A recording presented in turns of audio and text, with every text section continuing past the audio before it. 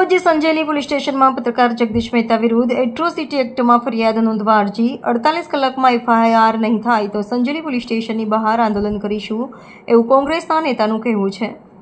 જગદીશ મહેતા આદિવાસીઓને અભદ્ર ભાષાનો ઉપયોગ કરી આદિવાસીઓ ઠેસ પહોંચાડી છે। રિપોર્ટર મહેશ બિલવાડ, દાહોદ। ભાઈ ન્યૂઝની લાઈવ ડિબેટની અંદર સિનિયર પત્રકાર જગદીશ મહેતા દ્વારા કોંગ્રેસ પક્ષના વિપક્ષના નેતા નિમાયેલા નેતા તુષાર ચૌધરીની વાત કરતા જ આદિવાસી સમાજને ખૂબ ખરાબ શબ્દોમાં અભદ્ર ભાષામાં આદિવાસી સમાજ વિશે વાત કરી છે।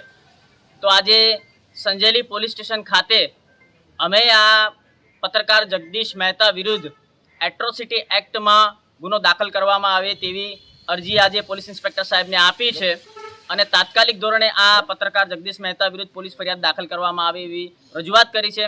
આ પત્રકાર જગદીશ મહેતા નિર્ભય ન્યૂઝને માધ્યમથી કહે છે કે કાળા ભમ્મર આદિવાસી, કપડા વગરના આદિવાસી, એસીમાં બેસતા આદિવાસી, તો આદિવાસીની વ્યાખ્યા કરવાનો અધિકાર આ જગદીશ મહેતાને કોણે આપ્યો? શું આદિવાસીના જનપ્રતિનિધિઓ આજે સારી સક્ષમ થયા છે તો એમનાથી એમને શું દુઃખ થાય છે? શા માટે એમને આવો વાણી વિલાસ કરવો પડે છે? અને આ પત્રકાર જગદીશ મહેતાએ ભૂતકાળમાં પણ દલિત સમાજ વિશે પણ આવી રીતે જ ખરાબ શબ્દોમાં વાત કરી હતી અને ત્યારબાદ માફી માંગી લીધેલી। તો આ વખતે અમે આદિવાસી સમાજ દ્વારા કોઈપણ પ્રકારની માફી ચલાવી લઈશું નહીં અને આ પત્રકાર વિરુદ્ધ કડકમાં કડક કાયદો દાખલ કરવામાં આવે, દાખલો બેસાડવામાં આવે, એના વિરુદ્ધ એટ્રોસિટી એક્ટમાં ગુનો દાખલ કરવામાં આવે એવી રજૂઆત કરી છે।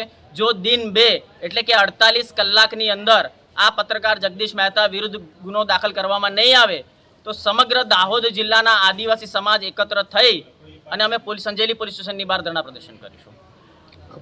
જય સંગાડા।